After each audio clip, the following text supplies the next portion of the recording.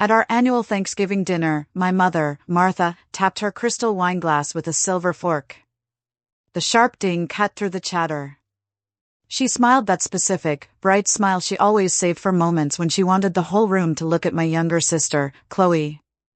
Chloe's wedding planning is going just perfectly, Martha announced loudly, beaming at the table. So, Mia, when is yours happening? A few relatives chuckled softly. My father, Frank, kept slicing the roast beef like it was the most important job in the world. Chloe didn't say a single word. She just watched me from across the table. She was too still. She was too careful. That was my first clue. I set my fork down on the fine china. I already had mine, I said clearly. You all got the invitations. The room dropped into a silence so sharp it felt like a physical blow to the chest. The air conditioning hummed, sounding like a roar in the quiet room. Then my dad whispered, looking confused, Mia, we never got them. So, I reached into my leather bag. That was the moment everything they had been hiding for 20 years finally surfaced. It was the moment the perfect family picture shattered. To understand why I reached into that bag, you have to understand how we grew up. My family loved things to look perfect. They loved symmetry. They loved matching holiday pajamas and honor roll bumper stickers. In every single one of those perfect stories, Chloe was the main character. I wasn't angry about it when I was little. I just assumed that was how families worked. One child shined like the sun, and the other one stayed in the shadows to make room for the light. By the time we were teenagers, the pattern wasn't just a habit anymore. It was a hard rule. My mother curated Chloe's life like it was a museum exhibit. There were pageant wins, modeling classes, and a whole wall of trophies in the living room. Whenever I had my own wins, like a robotics championship or an acceptance letter to a top architecture program, Mom would smile politely.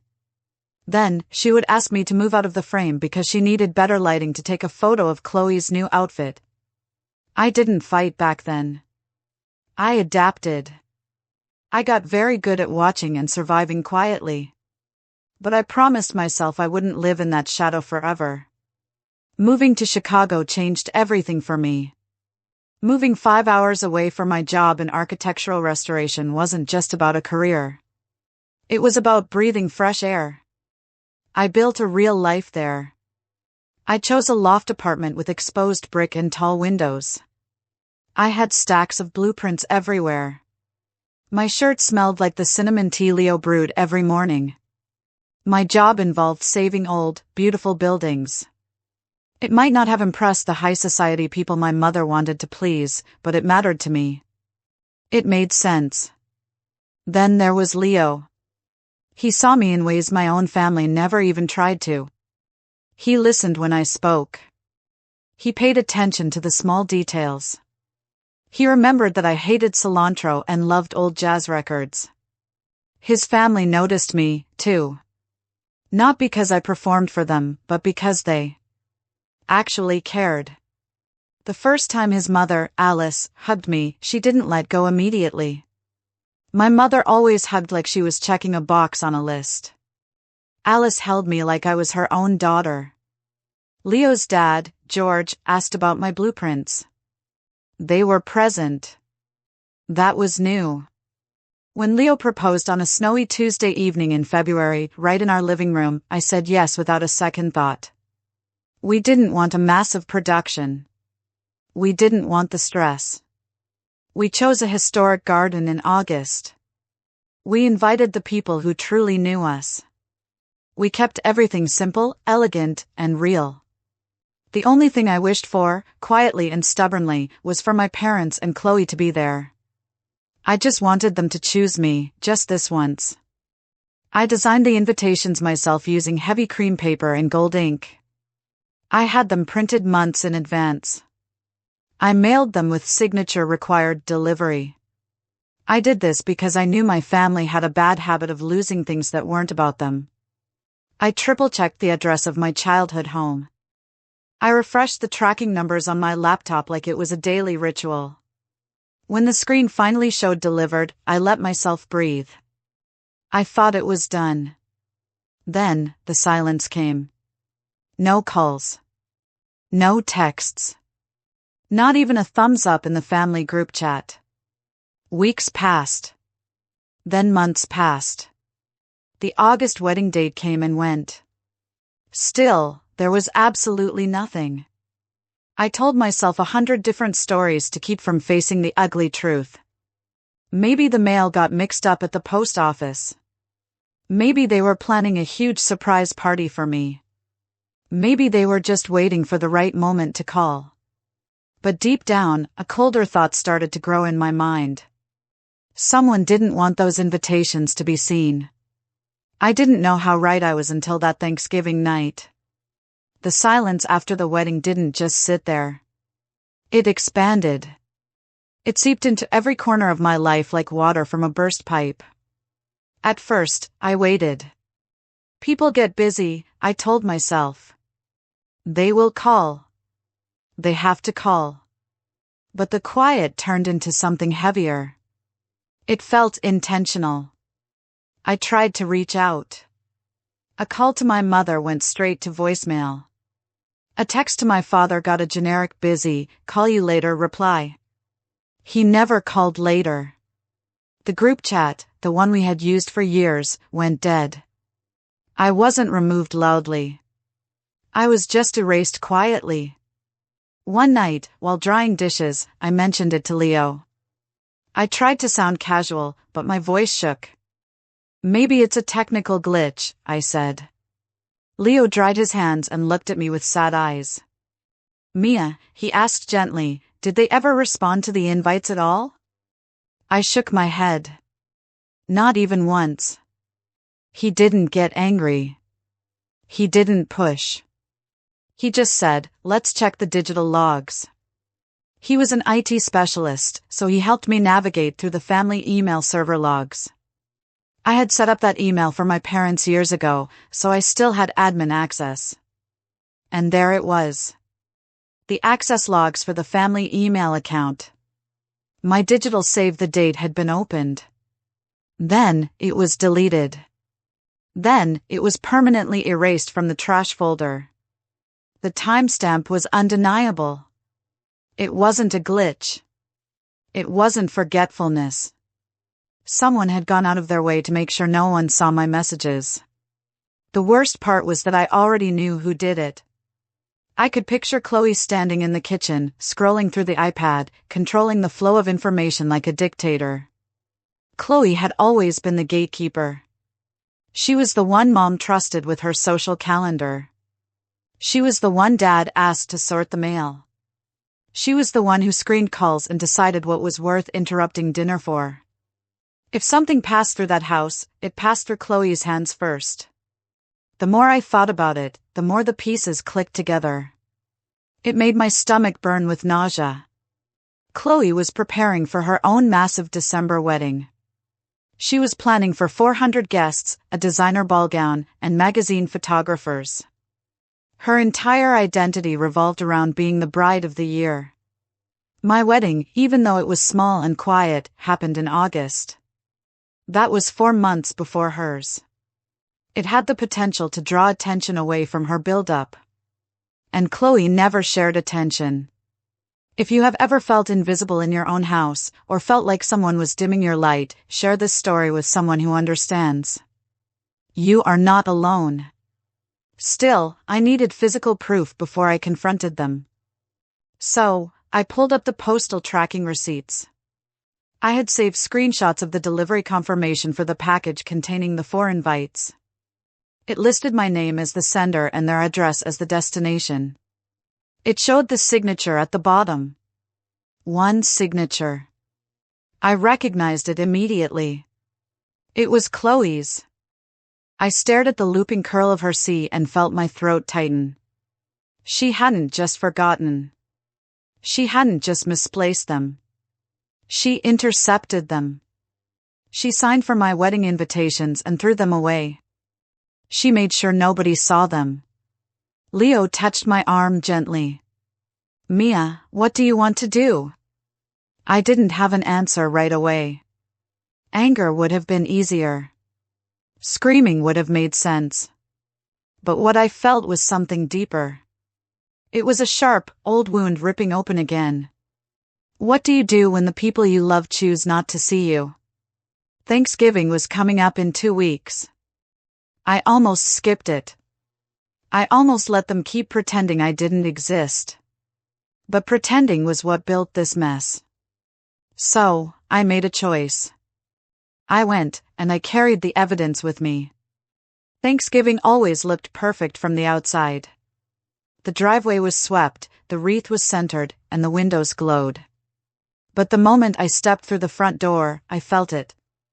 That old, unspoken tension settled over my shoulders like a heavy winter coat. Chloe was already posing for photos near the fireplace. Her husband, Todd, was adjusting her hair like they were on a movie set. My mother fussed over the cranberry sauce, narrating every detail of Chloe's upcoming December wedding to anyone who would listen. My father poured wine mechanically, his eyes looking tired. Not one person asked how I had been. Not one person mentioned the wedding they all missed. I took my seat at the dining table, directly across from Chloe. She didn't look at me. She didn't have to. Silence can be a performance, and she has always been the best actress in the family. Dinner began with the usual script. Praise for Chloe's dress. Praise for her venue. Praise for her guest list. Every sentence was a reminder that they showed up for her without hesitation. Then came the moment. My mother tapped her glass. Chloe's wedding planning is perfect, she said, looking for validation. So, Mia, when's yours? The table chuckled. Even the carving knife in my father's hand paused. Chloe kept her eyes on her plate. Too still. That told me everything. For years, I would have laughed it off. I would have let the jab slip under my skin. But not this time. I set my fork down. I already had mine, I said, my voice steady. In August. The shift in the room was immediate. It felt like all the oxygen had been sucked out. I waited for a beat, letting the silence land hard. Then I added, you got invitations. Forks froze midair. Eyes widened. My mother's smile collapsed into a confused frown. My father blinked. Across from me, Chloe's face didn't move. She knew exactly where this was going. Mia, my father said carefully. We never got any invitations. There it was. The lie they didn't even know they were telling. I figured you'd say that, I replied softly. I reached into my bag, moving slowly. I placed my phone on the table. The screen glowed, reflecting in the wine glasses. Every pair of eyes locked onto it. This was the line I had never crossed before. I tapped the screen to open the digital receipts. These were delivered April 23rd, I said. All 4 invitations. Signed for by Chloe. Dead silence again. But this time, it wasn't a surprise. It was exposure. Mia, my father whispered. This must be a mistake.